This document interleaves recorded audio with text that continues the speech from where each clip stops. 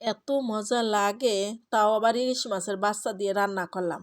আর ইলিশ, সেই জাইতেন ইলিশ দিয়ে রান্না করলে তো আরও টেস্টি লাগতো, চিট্টে পুটে খেয়ে নিত। আসসালামু আলাইকুম, সবাই কেমন আছেন? 3-4 দিন ধরে বলতেছে পোলা সবসময় অন্য তরকারি রান্না করলে খালি বলে যে আমাকে বাজার থেকে কচুর মুখে আনলো সে তাকো, সে তাকো। ও জুয়াল্লা কি কয়, সে তাকো। এই কচুরমুখী যতবেলা সে খাতি না পাইতেছে, ততবেলা মনে হচ্ছে তার পেটের ভাত মুড়ি হয়ে যাচ্ছে, বাজা বাজা হয়ে যাচ্ছে, এরকম অবস্থা হচ্ছে। তা আজকে কচুরমুখী সিদ্ধ করে নিলাম। যাক, বিচারাটা তো বাঁচবে নে। তা দেখি যে বেশি একটা ভালো না, যেটুক ভালো ভালো সেইটুক নিচ্ছি। আবার ছিলে রান্না করলে খাবেন না, এইভাবে সিদ্ধ করে তাই খোসা ফেলাই দিয়ে রান্না করতে হবে। কয় যে ডিমের মতো গালে দেয় এক একটা করে, শরৎ দেয় আর খায়, আর কয় যে ডিমের মতো লাগতেছে। তা ছুলে নিলাম। বাজার থেকে আনতে কইছিলাম ইলিশ মাছ কিনে, যে বছরে তো ইলিশ মাছ খাওয়াই নেই। তা বাজারে যাচ্ছ, তো ইলিশ মাছ কিনে নিয়ে আসো। ওরে বাবা, ফোন দিয়ে কয় কি যে বড় ইলিশ না, ইলিশ মাছের বাচ্চা আছে। তা আমি বলছি ওইটাই নিয়ে আসো। মোটে আনতেছে না, আর মোটে পাওয়া যাচ্ছে না, কি করব।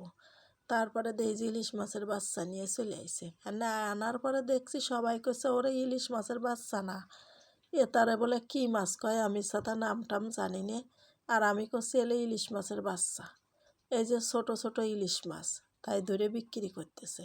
তো অজ্ঞে যাওয়াই অজ্ঞে, যেহেতু কচুর মুহি দিয়ে রান্না করব, একটু বাসনা শাসনা কলি এলো। ওরে আমার আল্লাহ, এই মাছে আবার বাসনা কয়!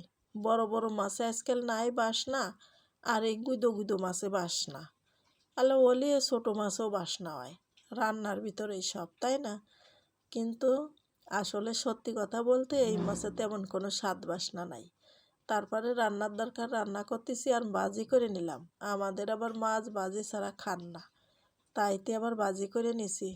নিয়ে এখন মশলার ভিতরে দিয়ে এই যে কষায় নিলাম সেই কচুরমুখী। দেখতে কিন্তু ডিমের মতো লাগতেছে।